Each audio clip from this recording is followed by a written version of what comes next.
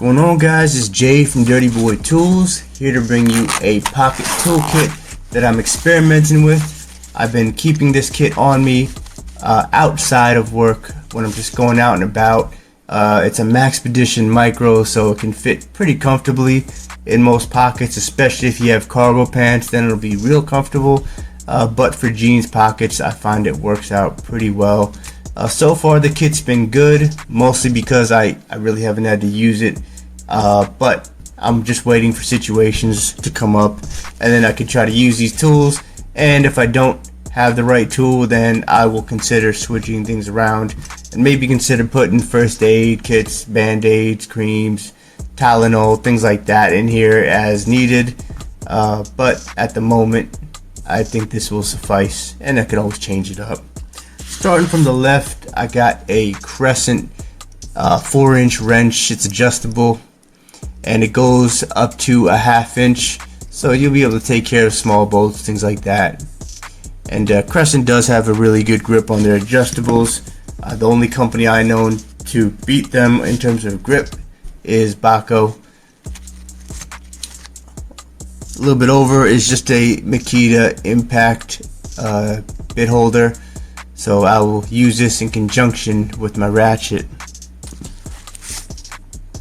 Over here, I forget the company name, Stickio, Slarino, Sunstar.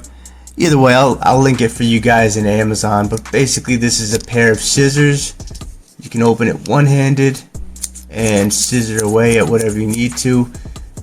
Be mindful though, you can cut through paper, you can cut through string, you can't cut through zip ties, wire ties, or anything like that with this. It is a very weak pair of scissors. Also be mindful that as you use this, it will pinch you here and there, but these are meant to be used as backup scissors, so they're not supposed to be comfortable, right? That's what your, I guess, primary scissors would be for. So behind the first pocket on the left, I have a pair of Eigens wire cutters, zip ties, wire ties, thin gauges of metal, I guess fencing maybe you can cut through them with these, and I guess in an emergency you can clip your fingernails with them. I definitely have to consider putting a fingernail trimmer into this kit. That probably could end up replacing this, but I gotta look up online and see what works out well. Next up, I have a pair of pliers. These are needle nose pliers, but they also have a beak on them. I think they're easy ring pliers. I believe fishermen use them in their trade, but they have applications outside of that. Any type of keychain ring, you can just use this, dominate it, open it up, no problems with that. I could probably use this for any other type of jewelry applications, and they do work well, and they are fairly inexpensive. I'll be sure to link these as well. So up next, I have a ratchet from La Bear. It's got a thumb wheel on it, and the head itself is very thin, so it is designed to fit into tight spaces. This ratchet actually comes with its own bit set, but I decided to go with regular size bits. In case you were wondering, this is what their recessed stubbier bits look like. As you can see, I have a couple missing because I use them in other kits. Oh, also one thing to note, this is magnetic, so you want to stick this to something, stick this to the wall.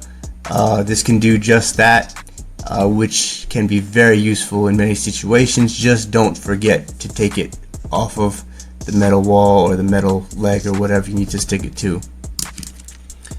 So right here I have some Rinokos. Showed these in another video. I talked about how I heard about these from Torque and Twisted, a great channel, go follow them.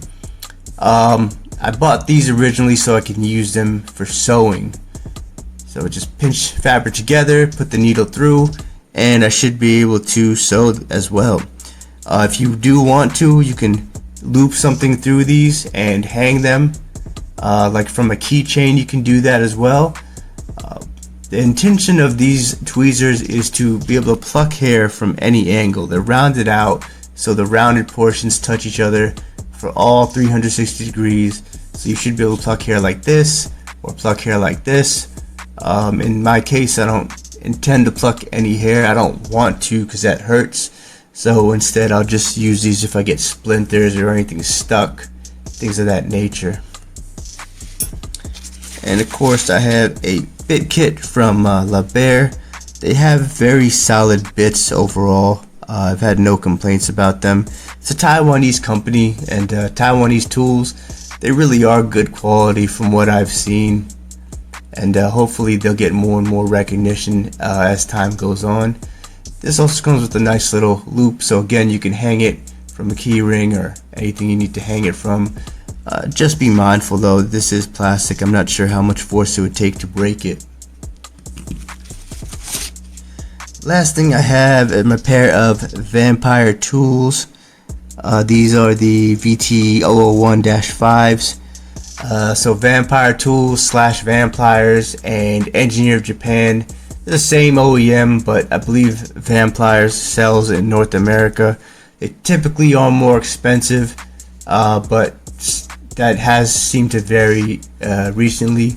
5-inch pliers, and they have screw removal applications. I'm a big advocate of screw removal. They're not just good for removing screws, they're good for gripping rods and rotating this way. So they have a ton of applications outside of that. So at the moment, that's my toolkit. I might get rid of some things, add some things in there. Like I said, I might add more first aid, more survival items in there for day-to-day carry outside of work, but we will see what happens and we'll see what the future holds. Let me know if you guys have any suggestions. I'd love to hear about it.